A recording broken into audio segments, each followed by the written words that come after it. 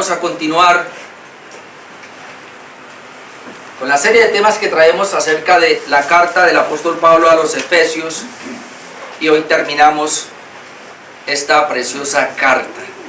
Este es el mensaje número 27, es decir, 27 domingos nos llevó a exponer esta carta de 6 capítulos, es decir, hay 27 mensajes con el de hoy que están en YouTube. Si usted no se quiere perder la exposición de esta epístola del capítulo 1 de la introducción hasta el último de hoy, eso todo está en nuestra página de YouTube. Amén. También esto queda registrado, no sé si lo borren, en la página que tenemos de la iglesia en Facebook y en los otros grupos que tengo por ahí, y también en mi muro personal también pongo allá todos los temas para que nos pongamos al día. Hoy vamos a dar la conclusión, lo que algunos llaman la despedida o saludos finales del apóstol Pablo, así que ubíquese por favor en Efesios capítulo 6, versículo 21. Ya terminamos hace 8 días la parte de la armadura de Dios, terminando pues lo que es la espada del Espíritu, la palabra de Dios y la oración. Y hoy ahí dice salutaciones finales o saludos finales o despedida, como quiera llamarlo, o conclusión, no importa. Efesios capítulo 6, versículo 21 dice: para que también vosotros sepáis mis asuntos y lo que hago, todos lo hará saber Tíquico, hermano amado y fiel ministro en el Señor, el cual envía a vosotros para esto mismo, para que sepáis lo tocante a nosotros y que consuele vuestros corazones. Pase a los hermanos y amor con fe de Dios Padre y del Señor Jesucristo. La gracia sea con todos los que aman a nuestro Señor Jesucristo con amor inalterable. Amén. Bueno, es una pequeña conclusión o un saludo final que yo vi la necesidad de sacar un tema de ahí. Obviamente uno comienza a ahondar, hermanos, y puede salir mucho ahí. Otra vez, si no alcanzo a las citas que tengo, pues se las doy de lo que vamos a decir allí. Pero quiero volver a recordarles que esta carta del apóstol Pablo a los Efesios, bueno, él la escribió estando en una prisión, como lo vamos a ver más luego, y se divide en dos sesiones principales: una doctrinal o enseñanza, capítulos 1, 2 y 3, y luego una práctica, capítulos 4, 5 y 6. Es decir, el creyente debe vivir lo que sabe de Dios. Nosotros no estamos aquí para tener un conocimiento de Dios solamente, o de su palabra o de sus doctrinas, sino que además de eso estamos aquí para obedecer su palabra, obedecer la palabra de Dios. Amén. Amén. Porque hay dos errores bien marcados, hermanos, en lo que se conoce como iglesia en nuestros días. Yo recuerdo un pastor hablaba, creo que era el pastor Juan Manuel Vaz, sí, era él quien decía: hoy toca identificarnos como cristianos reformados. ¿Y por qué no nos llamamos solamente cristianos? Y él decía: pues porque todo el mundo hoy se denomina cristiano. ¿Quién dice usted que un católico no dice que es cristiano? Un mormón dice que es cristiano. Un testigo de Jehová dice que es cristiano. Entonces, los musulmanes, aunque son musulmanes, ellos también tienen a Jesús como un buen profeta. Y si cerramos el círculo y nos venimos a lo que supuestamente conocemos como iglesia de sana doctrina, yo me acuerdo en mi tiempo, estaba hablando de los años más o menos 95, que yo estaba en la asociación de ministros de aquí del Valle. Alguien dirá: uy, pastor, ¿usted hace todo eso? Sí. Y yo me acuerdo que en esa época hubo una reunión de pastores y llegamos a la conclusión. Bueno, yo ya estaba pastoreando una iglesia, porque yo primero comencé con unos pastores. Yo fui en una, sí, como asociación de pastores en una iglesia grande, pero luego ya fui a ser titular en una iglesia, y yo estaba en esa iglesia. Y me acuerdo tanto que, ¿y qué vamos a hacer ahora? Porque es que, y estoy hablando del año 95 apenas, todavía ni siquiera había comenzado no han llegado todavía los falsos apóstoles, que llegaron apenas en el 2000, 2001 con Peter Warner. Ay, si me ve por ahí, pues que tengo. Pero en el año 95 ya había una preocupación por algunos pastores aquí en Almicel, la Asociación de Ministros de Cali, que estaban diciendo qué vamos a hacer, porque se están levantando iglesias que como que se están extremizando, y uno escucha a esos nuevos pastores que se están levantando y parece que no traen una doctrina pues como tan correcta. Y se llegó a esta conclusión. ¿Sabe qué vamos a hacer? Nos va a tocar entonces sacar qué sé, un escudo, yo no sé cómo se llama, un sello mejor, y cada iglesia entonces en su rótulo afuera le va a poner el sellito aquí a Asmicet, así. Entonces cuando alguien diga, bueno, hacemos las campañas unidas, bueno, ¿a qué iglesia voy? Bueno, vaya a una iglesia que tenga el nombre pero que tenga el sello de Asmicet, o sea, Asociación de Ministros Cristianos del Valle. Y yo dije, pues sí, ¿no? Va a tocar. Yo pertenecía a una denominación en esa época, pero va a tocar hacerlo así, pues para determinar que es una iglesia correcta. Va a ver que 10 años después, o 12 años después, comencé a decir, bueno, a mis conclusiones, obviamente, aún Almicet también está torcido. Aún las iglesias que están ahí bajo esa asociación. Entonces, ¿qué es una iglesia de sana doctrina? Por eso tenemos entonces que venir y cerrar más el círculo. Porque hoy día entonces hay iglesias pentecostales, de donde algunos vienen, iglesias carismáticas, de donde yo también vengo, o más iglesias apostólicas y proféticas, que fue la última donde yo estuve, 5 años ahí. Así que si usted me dice a mí que si sabe hablar en lengua, yo sé hablar en lengua, aprendí a hablar en lengua. Si usted sabe caerse, yo me sé caer. Si usted sabe tumbar gente, yo sé tumbar gente. Yo le sé todo eso. Yo conozco todo eso, yo vengo de ahí. ¿Y por qué estoy diciendo esto? Porque el apóstol Pablo en los Efesios lo que nos está diciendo es, no solo es tener un conocimiento, sino una vida práctica, porque lo que quería decirles es que hoy día lo que se conoce como iglesias cristianas tienen dos énfasis muy marcados que son peligrosos. Uno, mero conocimiento de la doctrina, poca práctica, y por eso encuentra usted todo tipo de pecados en los ministros y en los líderes. Pero está en el otro extremo. No hay mucho conocimiento de la palabra de Dios, tengo que decirlo así, lamentablemente, y por ahí tenemos que acusar a los pentecostales y a las iglesias carismáticas. Poco conocimiento de la doctrina, pero mucho énfasis en una vida, digamos, práctica en cuanto a qué tengo que hacer, cómo me muevo, qué tengo que sentir y todo eso. Y entonces viene todo el desarrollo de los dones espirituales o lo que se puede llamar el énfasis en una obra del Espíritu Santo, que se termina más viviendo por la emoción, por lo que se siente o por lo que dice esa doctrina o lo que dice ese pastor o esa denominación, que por lo que dice la palabra de Dios. Entonces hay una cantidad de herejías ahí marcadas que se viven porque no se conoce la palabra de Dios. ¿Qué hacer nosotros? ¿Qué es lo que está diciendo el apóstol Pablo? Nosotros no podemos ir a ningún extremo. Tenemos que conocer correctamente la palabra, pero tenemos que aplicarla también correctamente. Y esa es responsabilidad suya. Mi responsabilidad, hermanos, viene hasta darles la palabra, procurar enseñarles la palabra. Usted, mi hermano, toma la decisión de si quiere aprender y sobre todo si quiere ponerla en práctica. Yo aquí me cansé y déjeme decirle que las últimas personas que salieron de esta iglesia fue porque les insistí hasta el último momento de que vivieran una acorde, por lo menos en términos, digamos, en situaciones muy generales, por lo menos que vivan de acuerdo a la palabra de Dios. Situaciones que son conocidas por todos.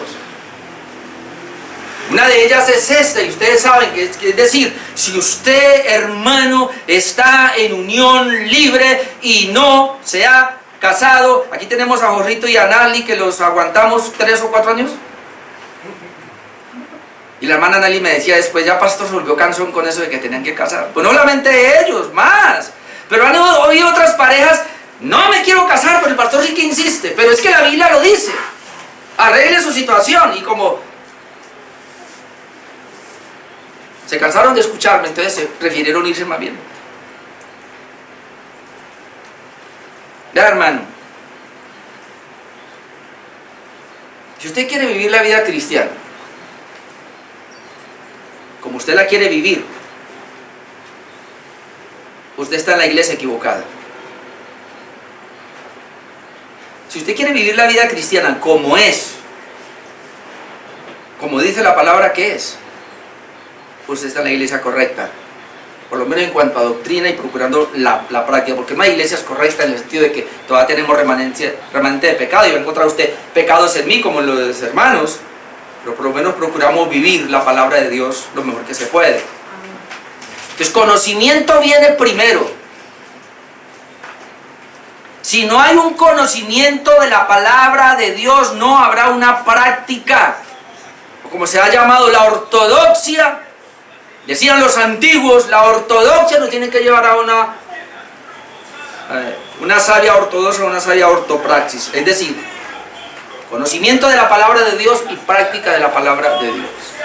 Tiene que tenerlo claro, hermano. Usted y yo tenemos que tenerlo claro. Cada día estudio las Escrituras para tener un conocimiento de quién es Dios, y luego voy a revisar mi vida a ver si yo vivo de acuerdo a ese conocimiento, y si no, pues para que Dios me ayude a vivir acorde a ese conocimiento. Hermano, por favor, se lo digo, usted no es para que esté acá, y lo hablo con los hermanos de Tuluá también, no es para que estemos acá nosotros, que pasen los días, los domingos, los meses, los años, y nosotros con las mismas tendencias pecaminosas del día de ayer. Es suficiente con esas tendencias pecaminosas. Eso tiene que ser amortiguado o mortificado por el Espíritu Santo en nosotros, que estamos creciendo cada vez más en santidad.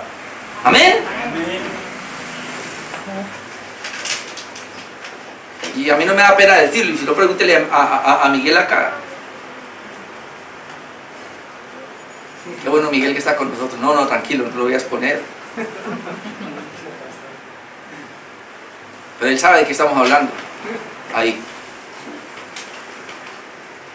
Déjeme, yo le leo Efesios 6, 21 al 24. Déjeme, yo le leo 3 versiones y entro a 3 puntos que tengo esta mañana. Se me olvidó un punto. El apóstol Pablo dice, doctrina, práctica, pero en la práctica hay un conflicto con Satanás. Entonces hay que hacer una guerra espiritual, y la guerra espiritual usted la hace no echando fuera al diablo, no confesando positivo y rechazando negativo. La guerra se hace, hermano, vistiéndonos toda la armadura de Dios, estando vestidos de la armadura de Dios, como lo dejamos claramente. Si usted quiere esa práctica esa doctrina que aprendimos en Efesios y llevarla a la práctica, entonces nos toca mantener la verdad. ¿Qué es lo primero? ¿Mantener qué? Entonces, ¿cuánta mentira hay en usted? Número 2, mantener la justicia. ¿Cuánta injusticia? Injusticia es pecado todavía hay. Número 3, la bota, la sandalia, es decir, el evangelio, vivir el evangelio, predicar el evangelio. Número 4, la fe. ¿Cuánta fe? ¿Y usted sabía que la fe viene? No es su fe, no es mi fe, no es la fe del mundo, y no es fe en la fe, es la fe de Dios que viene por el oír la palabra de Dios. Quinto, ¿cuánta seguridad de la salvación hay en mí? El yelmo de la salvación que me da la seguridad de la salvación.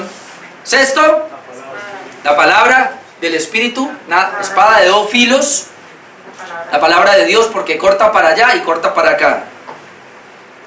Y veíamos, no como una pieza, pero sí como algo que envuelve todos los demás, la oración. Después de esto, entonces, el apóstol Pablo nos da la conclusión, y en la traducción al lenguaje actual de lo mismo que leí, dice así: les envío a Tíquico, nuestro querido compañero y fiel servidor de Cristo, para que los anime y les cuente cómo estoy y qué hago. Deseo que Dios el Padre y el Señor Jesucristo les den paz, amor y confianza a todos los miembros de la iglesia. Y espero que Dios sea bueno con todos los que nunca dejan de amar a nuestro Señor Jesucristo. Palabra de Dios para todos dice así: les envío al estimado hermano Tíquico, fiel ayudador en el Señor, quien les contará todo acerca de mi situación.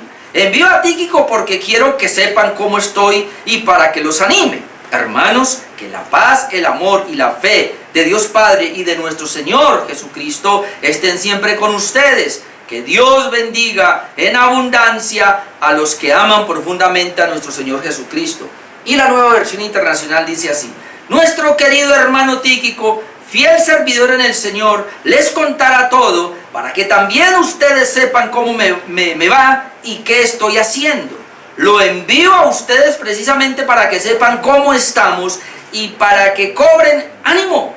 Que Dios el Padre y el Señor Jesucristo les conceda paz, amor y fe a los hermanos. La gracia sea con todos los que aman a nuestro Señor Jesucristo con amor imperecedero. Yo quisiera predicar la última parte. Bueno, pero tengo que irme a todo. Voy rapidito en la primero. 3 cosas. Número 1, el envío de Tíquico. El envío de Tíquico. Versículos 21 y 22. Para que también vosotros sepáis mis asuntos y lo que hago, todo os lo hará saber Tíquico, hermano amado y fiel ministro en el Señor, el cual envié a vosotros para esto mismo, o sea, para que sepan de mis asuntos, para que sepáis lo tocante a nosotros y que consuele vuestros corazones. Entonces Tíquico fue enviado por el apóstol Pablo a los Efesios para 2 cosas muy puntuales ahí. Una, que la iglesia de Éfeso, o por lo menos las iglesias que están ahí alrededor de Éfeso, sepan cómo se encuentra el apóstol Pablo, porque él está en prisión. Él está prisionero, él está encadenado. Entonces Pablo quería que la iglesia se diera cuenta de cómo él se encontraba, dado que la iglesia sabía que Pablo estaba preso, y al saber que estaba preso, pues había tal vez preocupación, y cómo estará, y cómo se encontrará, y si habrá comido, si estará durmiendo, o estará más delgado, o cómo está. Entonces le envía a Tíquico, que es un compañero de él, para que la iglesia sepa el estado del apóstol Pablo en prisión y sea confortada, sea animada por las palabras. Pero también Pablo obviamente quería saber de la iglesia. Entonces, lo primero que quiero pues mostrar acá es quién es Tíquico. Pero antes de ir a quién es Tíquico, vamos a ver cómo las cartas gemelas. ¿Sabe cuáles son las cartas gemelas? Efesios y Colosenses. Son cartas gemelas, es decir, casi que el contenido es igual. En esa carta gemela de Colosenses encontramos en el capítulo 4, versículo 7, las mismas palabras, muy similares. Filipenses, Colosenses, el antiguo. 4, 7 y 8 va a encontrar las mismas palabras. Mire, capítulo 4, versículo 7. Todo lo que a mí se refiere os lo hará saber Tíquico, amado hermano y fiel ministro y consiervo en el Señor, el cual he enviado a vosotros para esto mismo, para que conozca lo que a vosotros se refiere y conforte vuestros corazones. ¿Ve? Entonces estamos viendo que el apóstol Pablo envía a un compañero de milicia de él, a este hombre llamado Tíquico. Pero ¿quién es Tíquico? Realmente la Biblia no nos habla mucho de Tíquico. Hay como unas 5 referencias nomás muy corticas, pero vamos a saber quién es Tíquico. Tíquico entonces fue un íntimo amigo del apóstol Pablo, fue muy fiel en su ministerio, le ayudó, lo acompañó, se cree que sobre todo en el tercer viaje misionero. Recuerden que el apóstol Pablo hace 3 viajes misioneros, bueno 4, el cuarto es la ida a Roma preso, cuando él iba en cadenas, pero él va primero y hace un giro. Primer viaje misionero, hace el segundo y luego hace un tercero. El tercero ya regresa, viene a Jerusalén recogiendo una ofrenda para los pobres en Jerusalén. Y eso lo vemos en Hechos capítulo 20. Vamos a ir un momento allá. Hechos capítulo 20, versículo 2.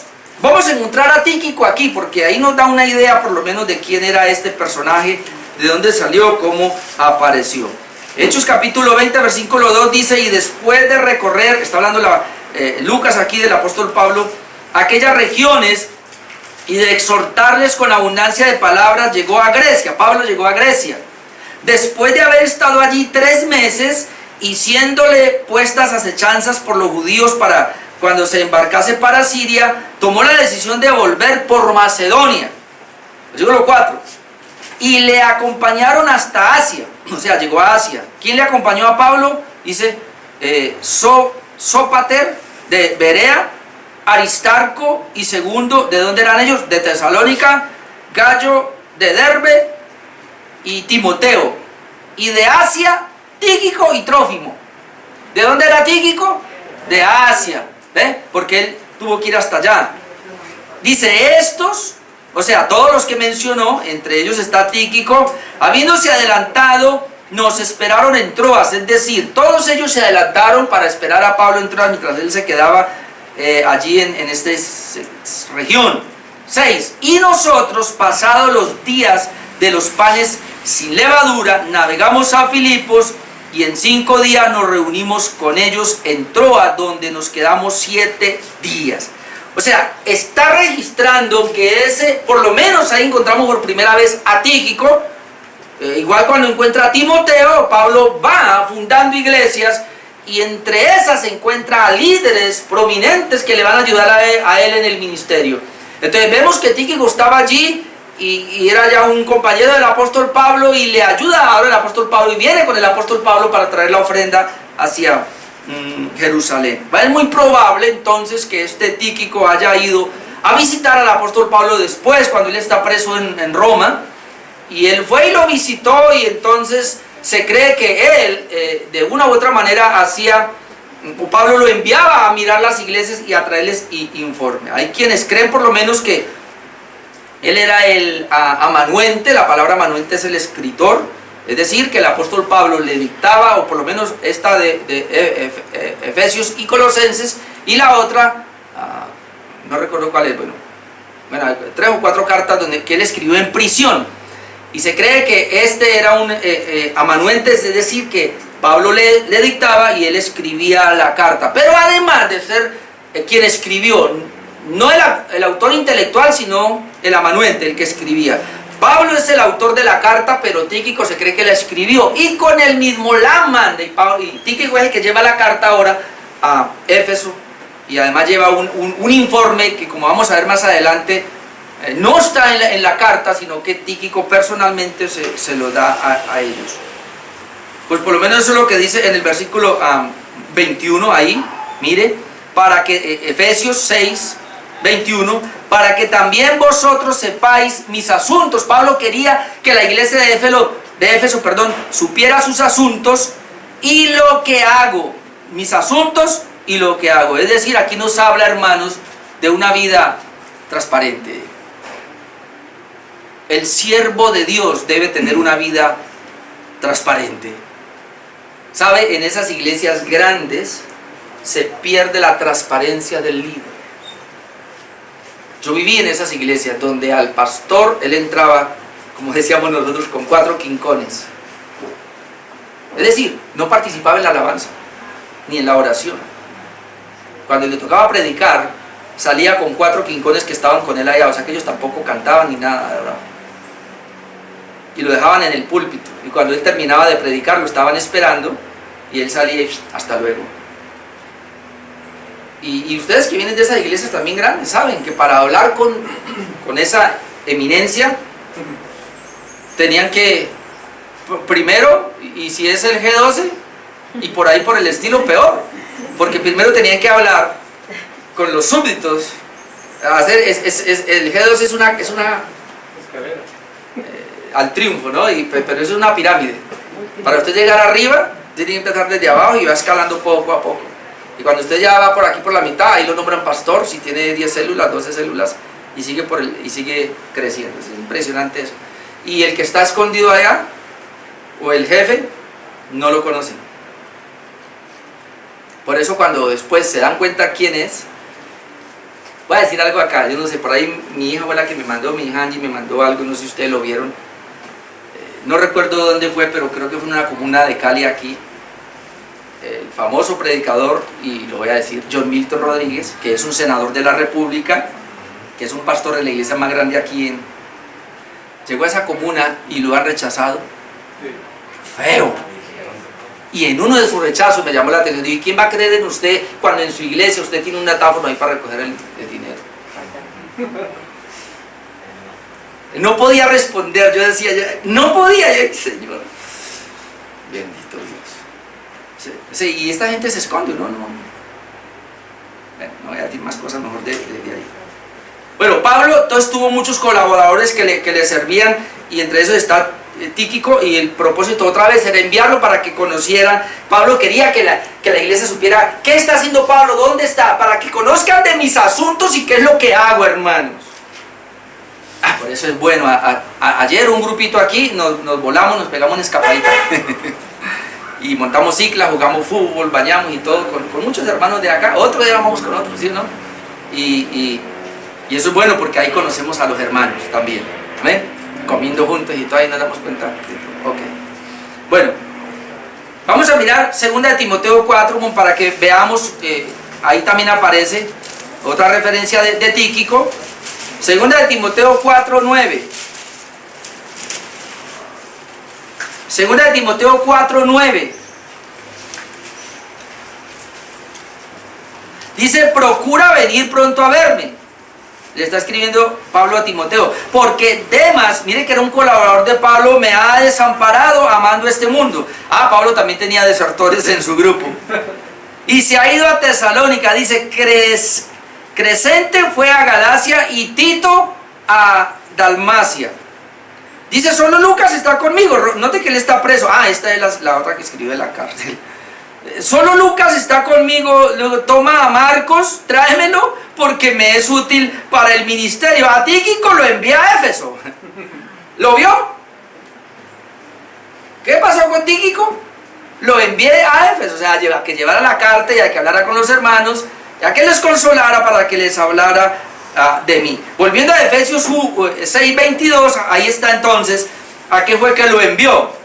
Dice, el cual envié a vosotros para esto mismo, para que sepáis lo tocante a nosotros y que consuele vuestros corazones. Es decir, Tíquico fue un personaje especial, fue un fiel ministro de Jesucristo, como dice ahí, que es lo que nosotros, hermanos, procuramos. Yo esta mañana, me arrepentí y le decía, Señor, perdóname, Señor, porque me siento que todavía estoy muy lejos de tener así, de formar personas como Tíquico. Y quiero decirle, hermanos, que de aquí debe salir Tíquicos. Personas que sean fieles en el ministerio. Pero la fidelidad no consiste en predicar bien, ni conocer bien la doctrina. Eso es parte, consiste en una vida íntegra y de santidad. Porque cada vez que un líder o aquel que está formándose como líder, uno lo ve y vemos que está en algunas fallas, hermano, uno como que se pega una desmoralizada. Por favor. No se trata de cuánto sé de Dios, cuánto sé de la doctrina, aún cuánto la sé exponer, sino cuánto estoy viviendo de esa doctrina. Y déjeme decirle que eso es lo que Dios busca. Hombres como Tíquico, no solo que estén al lado del apóstol Pablo, como ahí ayudándole en todo, sirviendo. Pablo, usted no puede porque está preso, yo voy a ir. Yo necesito un Tíquico aquí. Yo le decía a Dios estos días, caramba, un domingo que yo salga de pronto cansado y que no pueda ir a tu lado. ¿Por qué no enviar a un Tíquico? No solo con una carta, sino con una palabra y que pueda pararse allá y dar una enseñanza. Nadie me dijo amén. Amén. Una mujer me dijo amén. Pero el problema es que ya tengo que enviarla con el esposo.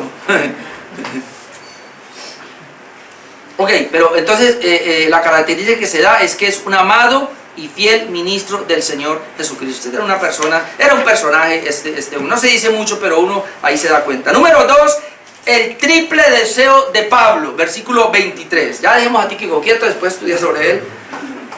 Pero porque quiero llegar a la última parte. El triple deseo de Pablo. Bueno, hay quienes dicen que son 4 deseos del apóstol Pablo. Pero yo quiero hablar primero del versículo 23, de un triple deseo, y luego en el versículo 24 vemos el cuarto, pero de una manera diferente. Versículo 22 vamos a encontrar que el apóstol Pablo tiene un triple deseo, y para eso envía a Tíquico para que se cumpla esto. Mire, versículo 23. Paz sea a los hermanos, y amor con fe, de Dios Padre y del Señor Jesucristo. Quiero aclarar primero algo, antes de que se me escape. Note la expresión cuando él dice, primero, él dice, bueno, paz sea a los hermanos, amor con fe sea a los hermanos, pero ¿de quién? De Dios Padre y del Señor Jesucristo. Hay una tripleta aquí de deseos o de bendiciones: la paz, el amor y la fe. Pero esto es de Dios. Esto no es que yo me lo invento. Y por eso vuelvo al punto que hemos tratado y que voy a ser recurrente en esto, y que será el caballito de batalla de toda mi vida, por mi experiencia propia, por la experiencia que he visto en otros, y porque todavía a nosotros nos está faltando como tener una clara comprensión de esto. Hermano, la vida espiritual no la puede vivir un impío.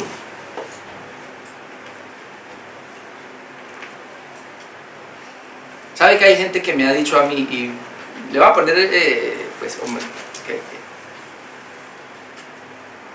hay gente que tiene problemas para congregarse, le cuesta, tiene problemas para leer la palabra, tiene problemas para orar, obvio, tiene problemas para vivir una vida santa, y tiene problemas para el dar, para la obra. ¿Sabe por qué tiene problemas en esto? Porque no es un creyente, o sea, no es un genuino cristiano verdadero. Hermano, yo tengo que decirle a usted la verdad. Yo, por la gracia de Dios, estoy aquí hoy,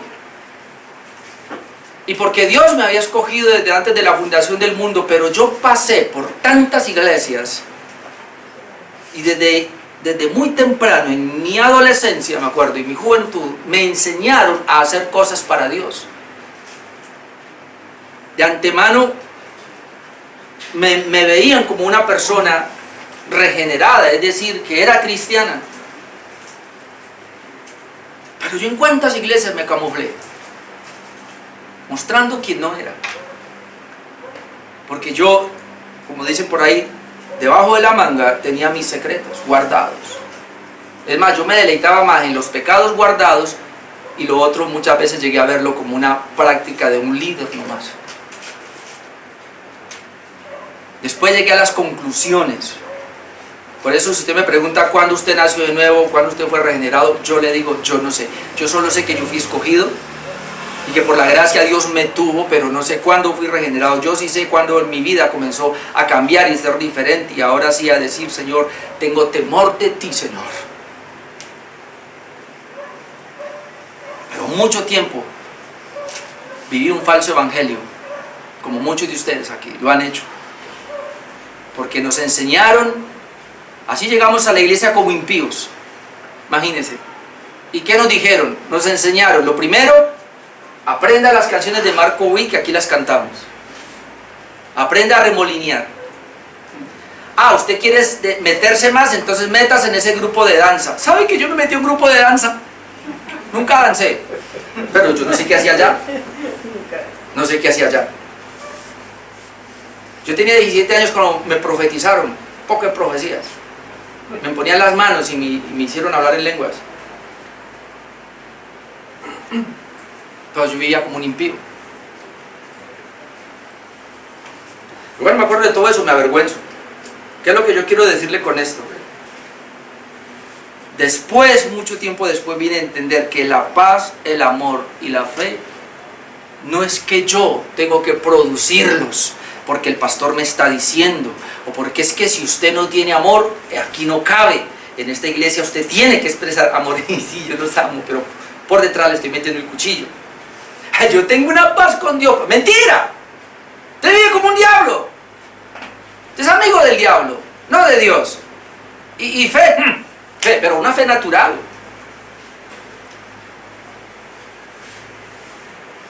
Le voy a decir una cosa: la fe natural funciona. O llamémoslo de esta manera mejor: fe en la fe. Es lo mismo que el pensamiento positivo. Póngale positivismo a las cosas y verá. Lo digo porque yo, hermano, conquisté, digamos, yo conquisté montes. Me acuerdo tanto, peleé y guerré, hice guerra. En ese tiempo, usando la fe en la fe, y con la fe en la fe conseguía cosas. El problema era para sostener eso. Luego se me caía. Hasta que llegué a la comprensión de que esto lo da Dios. Y Dios lo da a la persona que ha regenerado. Es decir, si una persona no es regenerada, no ha nacido de nuevo, no puede tener el amor de Dios. Tendrá un amor suyo, tratando de querer hacer, tratando de querer vivir el evangelio, tratando de querer vivir el cristianismo. Todos nosotros mucho tiempo procuramos ser cristianos sin ser, procuramos vivir el cristianismo sin ser. Por eso tengo ahora cantidad de familiares que están afuera del evangelio, que han fallado. Conmigo cantábamos, conmigo hasta predicaban, conmigo hacían muchas cosas, pero hoy no están en el evangelio. Están fuera del evangelio, no quieren nada. Tengo hasta familiares que fueron pastores y no están ahora y no quieren, ni siquiera tienen iglesia y no quieren saber de iglesia. Y están en el mundo buscando dinero. Y yo me pregunto, ¿qué pasó? ¿Dónde fracasaron? ¿Qué falló? ¡No eran! Me parece que estoy predicando ya el tercer punto, ¿no? Yo estoy en el segundo. Creo que lo que estoy enfatizando es estas tres cosas. Paz, amor y fe vienen de Dios y del Señor Jesucristo. Es decir, hermano, por favor, hay una gracia común y todo el mundo tiene esa gracia común. Dios bendice al bueno y al malo, hace salir su sol sobre buenos y malos. Pero esto, el amor, la fe que estamos mirando acá y la paz solamente son dadas por Dios a personas que ha regenerado, personas que han nacido de nuevo, que son auténticos hijos de Dios, verdaderos cristianos. Entonces, al recibir la palabra de Dios, el amor, la fe y la paz crecen en su corazón. Es el fruto, es el resultado, no es el esfuerzo de la persona.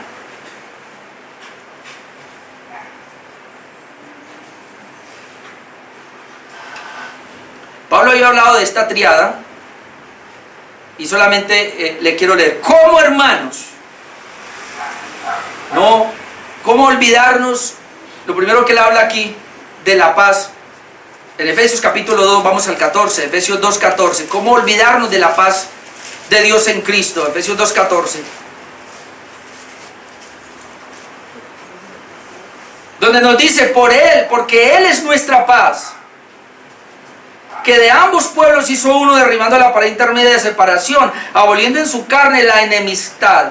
La ley de los mandamientos expresada en ordenanzas, para crear de sí mismo, de los dos, un solo y nuevo hombre, haciendo la paz, y mediante la cruz reconciliar con Dios a ambos en un solo cuerpo, matando en ella las enemistades. Es decir, cuando el apóstol Pablo está diciendo aquí, paz sea a los hermanos, el primer punto de la tríada que él quiere dar ahora, paz sea a los hermanos.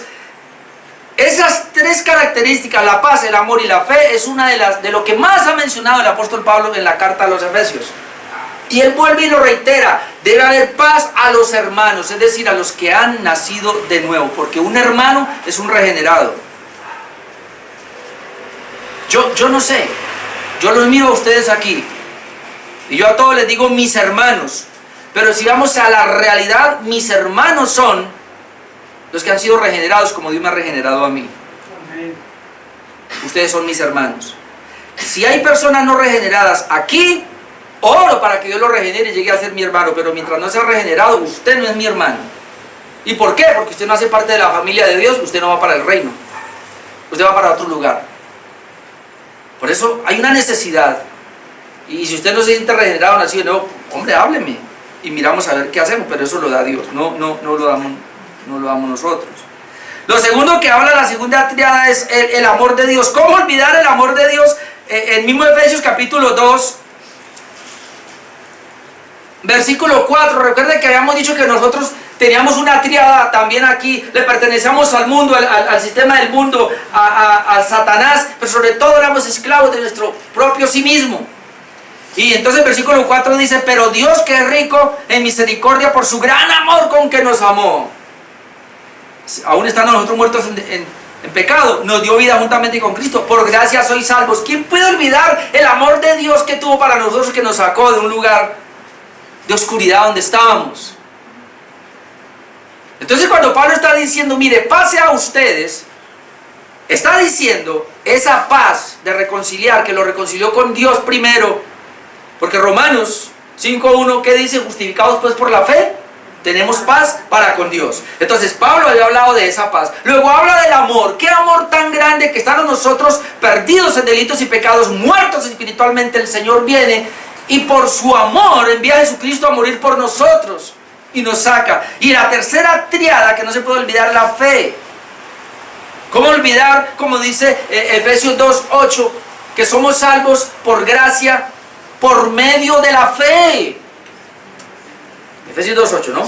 Porque por gracia sois salvos por medio de la fe. Y mire esta expresión, y esto no de vosotros.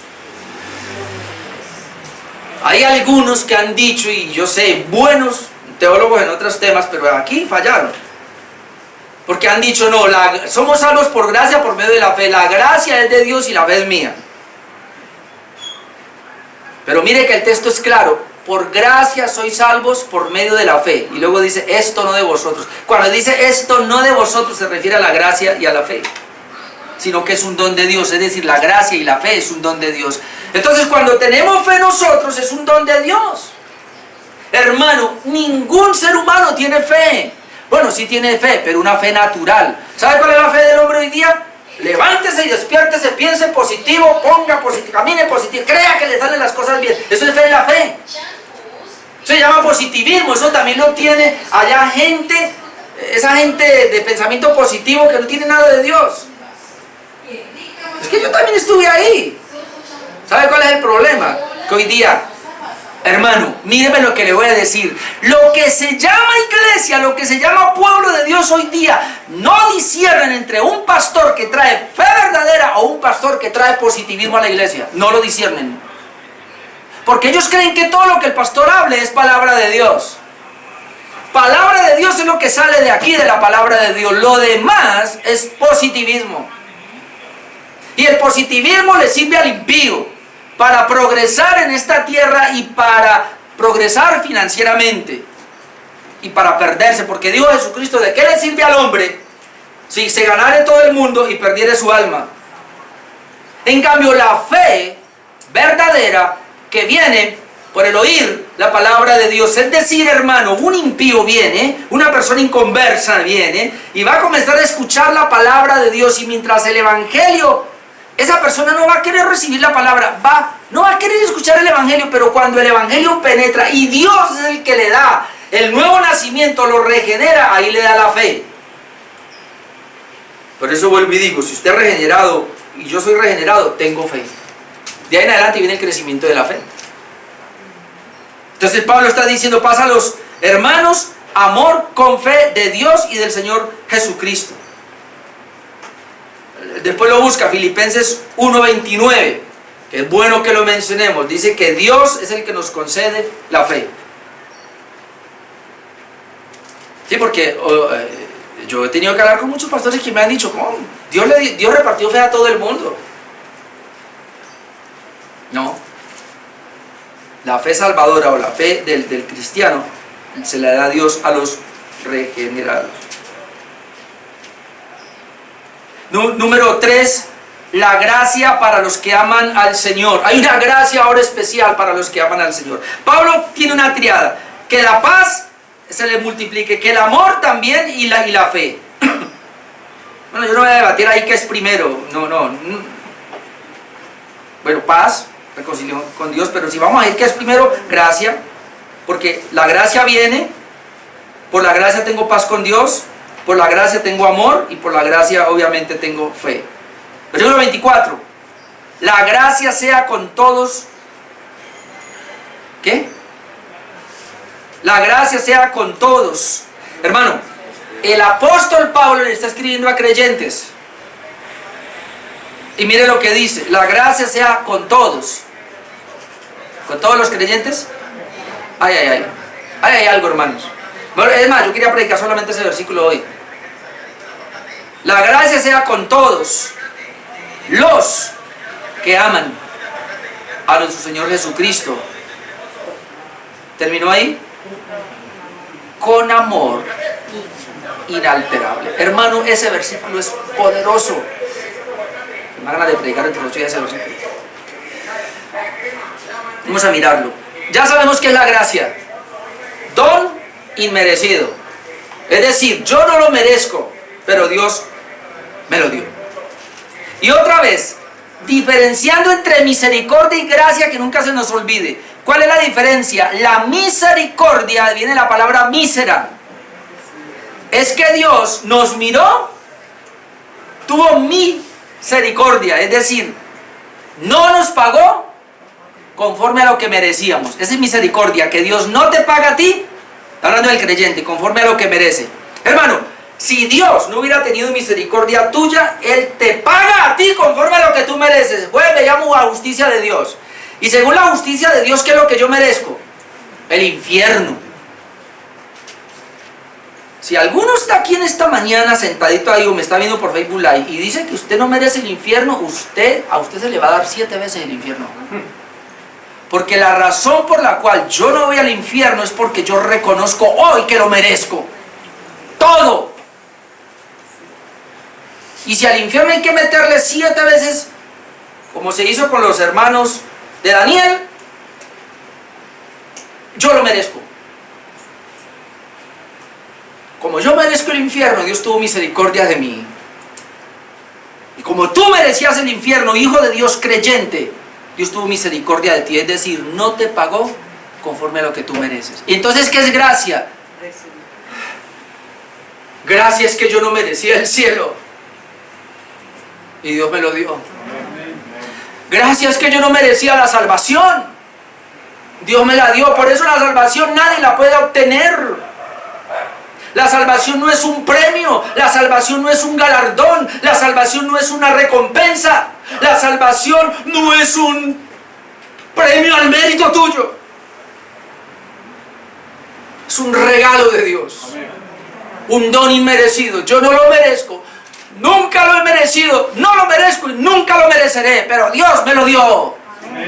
Tengo esa garantía por la palabra de Dios. Entonces, esa es gracia. Y cuando Pablo aquí dice, gracia sea con todos, él está diciendo que el favor de Dios, que tú no lo mereces, hermano, porque aunque ya somos salvos y Dios nos dio la salvación, pero ahora, dígame, ¿usted puede sostener esa salvación hasta el final? No. No sé quién fue el que dijo, si fue el pastor Sproul, no recuerdo. Pero él tenía un dicho y él decía, si dependiera de mí, yo me perdería. ¿Sabe que hay un sector del cristianismo, y yo era uno de ellos, hasta que Dios por su gracia me liberó, por 23 años creí eso, que la salvación yo la podía perder?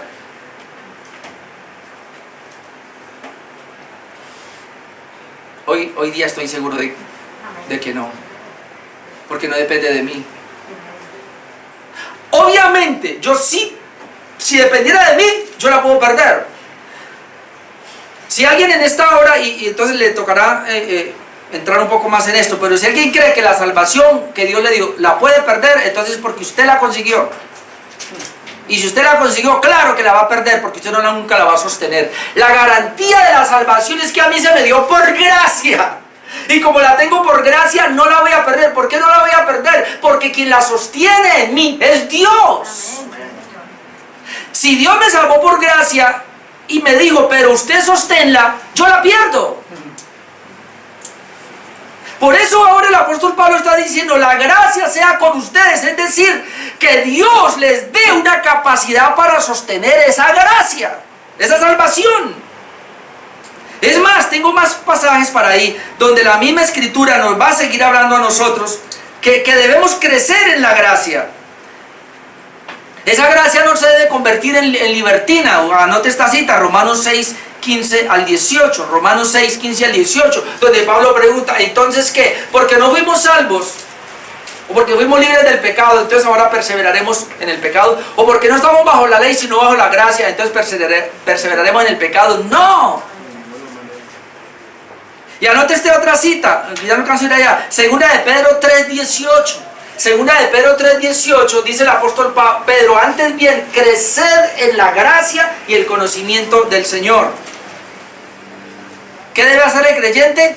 Crecer en la gracia. ¿Para qué estamos esta mañana aquí? Para crecer en la gracia, el conocimiento de Dios y en la gracia. Es decir, cuando Pablo le dice otra vez, gracia sea a ustedes, a todos ustedes, lo que les está diciendo es, ustedes necesitan la gracia de Dios creciendo en ustedes. Hermano, míreme lo que le voy a decir. Todos nosotros aquí, si somos salvos, bueno, voy a comenzar por esto mejor. Todos acá tenemos la gracia de Dios. Unos tienen la gracia común. Si usted no es salvo, tiene la gracia común. Esa le sirve para la tierra nomás. Todos los que estamos aquí, que somos salvos, tenemos la gracia de la salvación.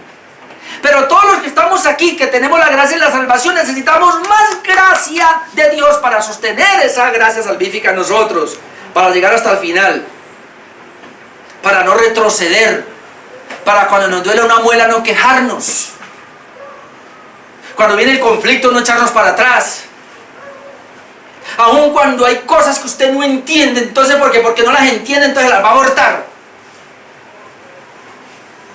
Por eso necesitamos gracia. Pero ahora quiero, la gracia sea con todos los que aman a nuestro Señor Jesucristo. Es decir, hermanos, si usted lo vio, Dios al creyente le va a dar más gracia. Tiene más gracia a aquel que ama al Señor Jesucristo. El que ama al Señor Jesucristo va a tener más gracia. Hermano, hoy párese aquí y diga: yo no estoy de acuerdo o no estoy conforme con la gracia que tengo. Personalmente no. Yo le digo: Dios, quiero más gracia. Pero Dios dice: ¿quiere más gracia? El apóstol Pablo nos dice: bueno, ame al Señor Jesús más. Y ahora le voy a voltear la torta. ¿Y cómo me doy cuenta que estoy amando al Señor Jesucristo? Vamos allá. ¿Otra vez, pastor? Sí, otra vez. Juan 14:15. Yo sé que a algunos ya no les gustó. Pastor, sí que es reiterativo en esto, ¿no?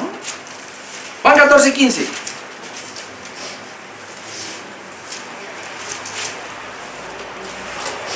Si me amáis, guardad mis mandamientos.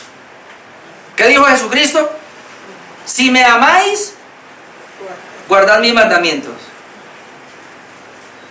¿Guardad qué? O unos nomás. O guarde 9 y deje uno por ahí. Es que hay gente, y a mí me lo han dicho ya, aquí como 3 personas me lo han dicho ya. Pastor, y es que yo tengo que obedecer en ese también. Y es que se me cuesta. O sea, yo puedo ser fiel en los demás, en ese también. Pues muéstreme uno donde diga que en ese no y yo lo paso.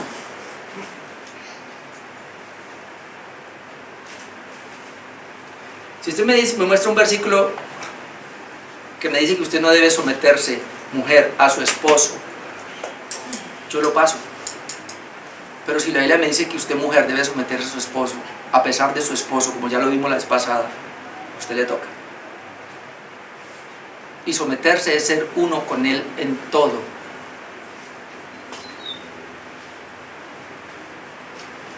Si usted me dice, hombre, que usted no es capaz de ver a su esposa como un vaso frágil y por eso la maltrata. Dios me dio la gracia a mí y le voy a hablar a mis hermanos esta mañana. Yo no sé que mi esposa lo diga, pero Él me ha dado la gracia, sobre todo en el último tiempo,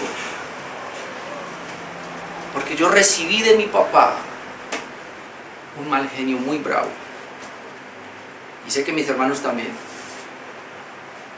y sobre todo terquedad, porque mis hermanos y yo somos tercos a morir. Hoy los voy a exponer aquí a ustedes. Pero buscando a Dios me ha ayudado, y que mi esposa está para que le diga: no soy el hombre perfecto, pero por lo menos ya no soy tan terco.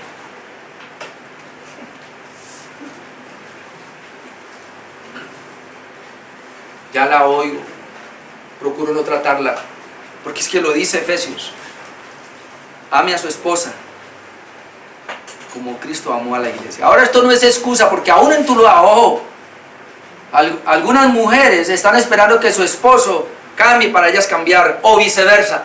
Algunos esposos están esperando que su esposa cambie. No, yo tengo que cambiar primero, yo tengo que dar el paso. Usted, cónyuge, varón, o usted, mujer, debemos dar el paso. Mejor no sigo mencionando otros pecados por ahí, porque pero hay gente que está diciendo: Señor, páselo por favor. No, aquí dice otra vez, volviendo a Efesios 6:24, la gracia sea con todos los que aman a nuestro Señor Jesucristo con amor. ¿Qué? Entonces veíamos: si me amáis, guardar mi mandamiento. Usted va a seguir leyendo después porque ya no alcanzo, pero Juan 14:21 dice, el que tiene mis mandamientos y los guarda o los obedece, ese es el que me ama. El que no me ama, mi palabra no guardará. No es decir aquí yo te amo Jesús con las canciones o los signos que entonamos ahora. Es ver mi diario vivir si en cada aspecto de mi vida, basado en la palabra de Dios, estoy obedeciendo. Y cuando lo hago así, estoy amando a Jesús. Y cuando lo hago así, hay más gracia para mí. ¿Por qué se estanca la gracia entonces? Sí, se estanca en muchos de nosotros. Porque no amamos a Jesús, guardando sus mandamientos. Pero quiero terminar con este punto porque el texto no termina. La gracia sea con todos los que aman a nuestro Señor Jesucristo con amor inalterable. Amén. Amén, es así sea. ¿O estamos de acuerdo? ¿Con amor qué? Inalterable. ¿Amor que no? ¿Qué es inalterable? Que no se altera. Pero busquemos otras palabras. Yo aquí las copié a ver. El amor debe ser inalterable, indestructible, no se destruye, incambiable, que no cambia, incorruptible, no se corroe. Amor inalterable, hermano, es que usted ama a Jesús ahora guardando los mandamientos para recibir gracia de Dios. Pero está en un nivel y mañana está en otro nivel más alto. No va a cambiar, es decir, hoy lo amo, mañana no. Hoy obedezco, mañana no obedezco. Ese es el problema que tengo con algunas personas aquí, que todavía no han aprendido a ser obedientes. En la asistencia a los cultos, y me imagino que eso pasa, en la lectura de la palabra en sus casas y en la oración. Y entonces cuando vienen aquí, hablando de la economía, y pasa lo mismo, inalterables. O sea, no son inalterables en la economía porque no pueden. ¿Usted quiere llevar una buena economía, hermano, en su casa? Mire, no gaste más de lo que gana. Haga presupuesto. Haga presupuesto. El problema es que no tenemos un presupuesto y gastamos como locos.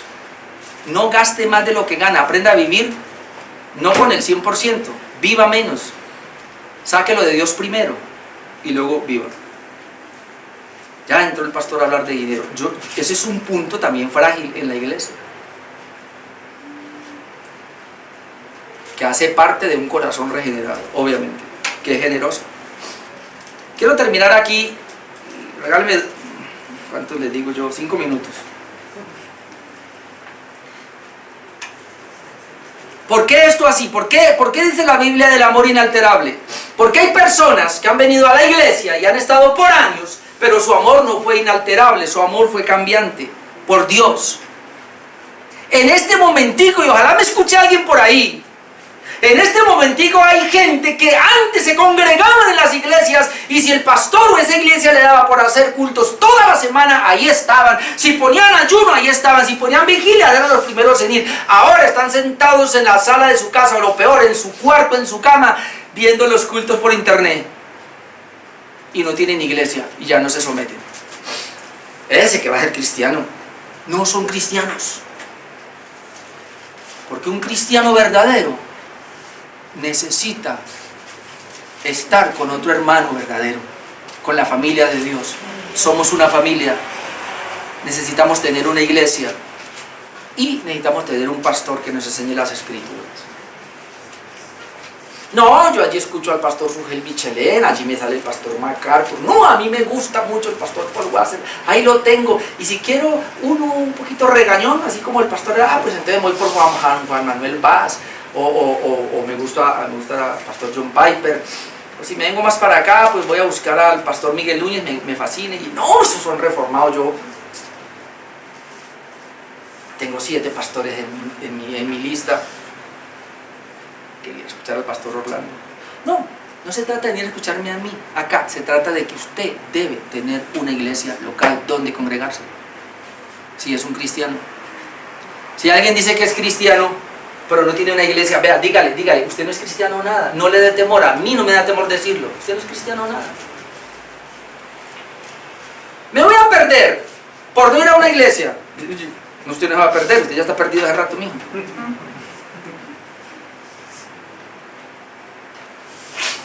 Cuando Pablo habla del amor inalterable, indestructible, incambiable, incorruptible, es un amor que primero debe crecer cada día más y más en obediencia. Y ya para terminar, es un amor que jamás terminará en apostasía como lo han hecho la gran mayoría. Le voy a dar la cita nomás. Primera de Timoteo 4:1. Dice que hay personas que por escuchar espíritus engañadores o doctrinas de demonios se extraviaron de la verdadera fe. Primera de Timoteo 4:1. Primera de Timoteo 6:10 dice que hay personas que por el amor al dinero o por codiciar el dinero se extraviaron de la fe. Porque raíz de todos los males es el amor al dinero. Amor al dinero es que no puede cerrar su negocio el domingo para ir al culto, porque entonces pierdo clientes. Es impresionante, el Señor nos dejó 6 días para laborar y 1 para descansar. Pero hoy día, no, es que como ese 1 que dejó es donde más hago negocios, donde está la gente en casa, puedo ir a negociar con él. Entonces, por eso...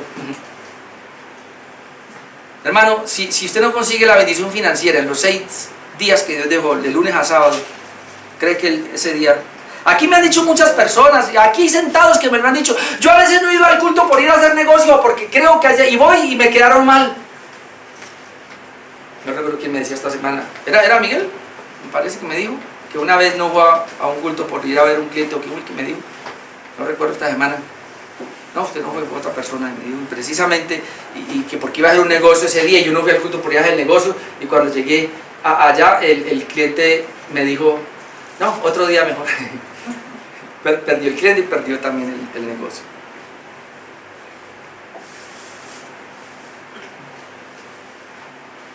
El apóstol Pablo está preocupado por el crecimiento de la iglesia. Usted después lo va a mirar, Hebreos 5, voy a predicar sobre Hebreos la próxima. Bueno, no entre 8 días, pero en un mes más o menos. Hebreos 5, 11 al 6, 8, dice Hebreos que el peligro de la gente por la cual se extravía y se aparta de la fe, porque muchos dicen que habiendo conocido el Espíritu de Dios, volvieron a la apostasía. ¿Sabe por qué apostataron? Porque ellos se quedaron en un infantilismo. Es decir, hay personas que creen que tienen el ABC del cristianismo y no quieren ahondar, no quieren profundizar más en doctrina, no les gusta la doctrina. Y el autor de Hebreos tiene que decirle, ustedes en vez de ser maestros ya capacitados para enseñar a otros, tienen necesidad de alimento, de leche, y por eso se extravían.